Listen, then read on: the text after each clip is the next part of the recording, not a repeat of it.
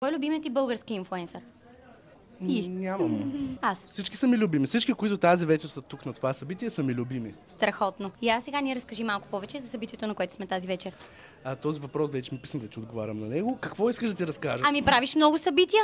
Правим много събития, така е. Радвайте се, че правим много събития, радвам се. защото скоро ще съм единствения жив човек, който в тази държава прави събития. Не е далеч момент. А на какво събитие се намираме? На инфлуенсър. Разкажи малко повече. Добре, дай. Давам. Айде, тръгвай се. Здравейте, уважаеми зрители! В момента се намираме на инфлуенсъра на годината и тази вечер ще бъде горещо, щом Розовата пантера и Вейпрос са с нас. Длъжността, ама Между нищо. само да ти кажа, че аз съм държал още микрофони, когато ти не са била родила. Права съм била под масата, нали? Не си се била родила. Ето ти сега един подарък от новото секси. Между Гледай другото, какво става. на предния клип ми каза, че ще ми дадеш един подарък отзад, този път е отпред. Ще се разберем Хубавите после. неща били отзад. Ще ми разкажеш Виж как се по-късно. усмихна, мръсниш. Приятна вечер. Благодаря, приятно на вас по-скоро. Надявам се да ви хареса. Ще ни бъде, аз съм сигурна. Добре.